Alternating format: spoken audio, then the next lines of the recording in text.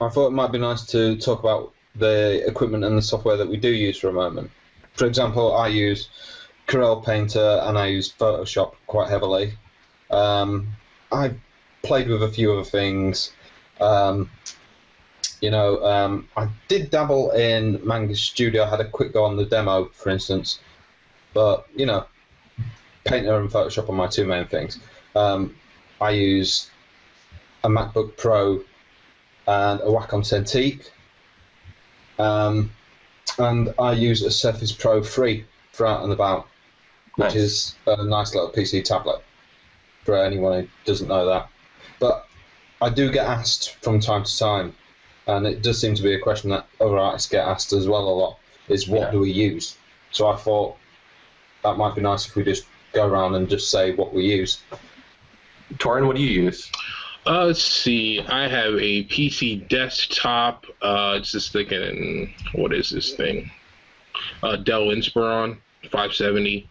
No big deal. And I run a Cintiq, the 21UX.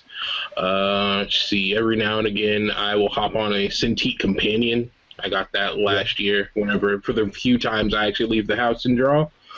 And I use mostly Photoshop, but I keep kind of dipping back in and forth with Painter, and it's kind of intriguing me to kind of maybe switch over to that side more on a full-time basis. And I also kind of mess with Manga Studio a little bit, just for it's really good for line work.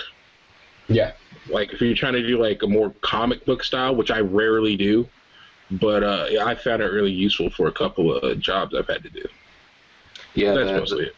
The panels feature in that is really cool, just to be able to draw up panels, and then you can like slice a panel diagonally or cut it into pieces. The word bubbles are really nice. You can draw like automatic word bubbles with tails that you can move, and the text fits inside. I mean, if you're making comic books, Manga Studio is definitely the way to go. Even if you don't draw your artwork inside of it, just to be able to do all the layout and the text and the panels in Manga Studio, and then just import your artwork in from Photoshop or wherever else. They actually have some. I noticed the thing that first drew me to was that the brushes, the line brushes, are particularly well made. Mm-hmm. Just drawing a line in there is a pleasure. And I noticed this with a couple other programs. The name of one of them is escaping me at the moment. The one with the infinite canvas. That was Mischief. Mischief, thank you. And they've just got a new version out. It's actually quite nice. Again, because the brushes do such a nice, smooth line.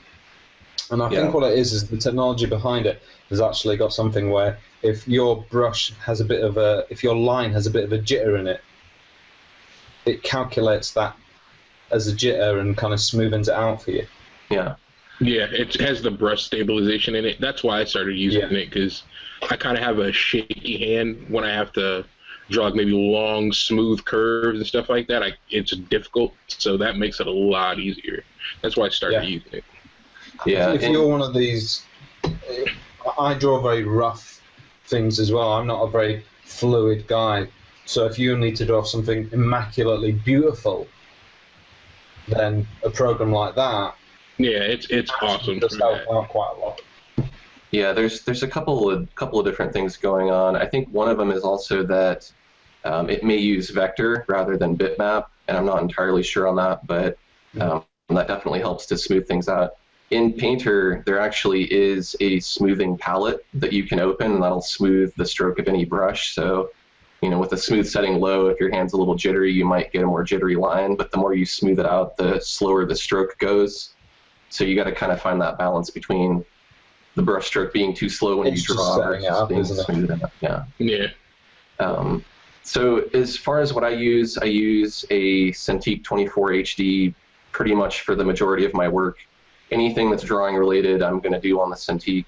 It also doubles as a dual monitor, so let's say I'm doing video editing, I might have all of my video editing control panels on my Cintiq, and then up on my HD TV, which I have behind my Cintiq, that's where I'll actually view the video. I have a third little regular HP monitor off to the side, so having all these screens really helps because then I don't have to constantly flip screens back and forth. I can just have everything visible As far as my computer, it's a custom build. I just kind of went on eBay to one of these places where you can pick every single different part that you want from a list, and they build the computer and they send it out to you. I think they're called Magic Micro or something like that. But I've bought my last 3 or 4 computers from them, and I've been really happy because if you're kind of a computer nerd, you can pick, the video card you want and the hard drives you want, and the processor you want, and so on. You're on a Windows OS. Yeah, I'm using Windows 8.1. I really didn't want to switch to Windows 8.1 because I liked 7. 8.1 has a lot of weird things, like I don't have a touch screen computer, so every now and then it wants me to touch things or to be able to get out of things. It wants me to swipe. And I'm like, I can't swipe anything. I can't even touch my screen, so that's kind of annoying. I have a Cintiq companion that I use. I do draw outside on it a lot. I actually have a series on my YouTube channel that's dedicated just to taking that thing out and going hiking and painting mountains and trees and all that stuff. So that's what I use. As far as software, primarily Corel Painter.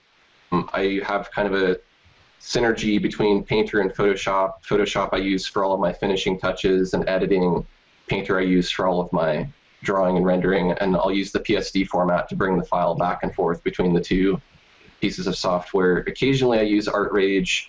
I have sampled other programs like Krita and Mischief and lots of other ones, but I really just feel more comfortable working in Painter because it has all of the features I need rather than just a few of them.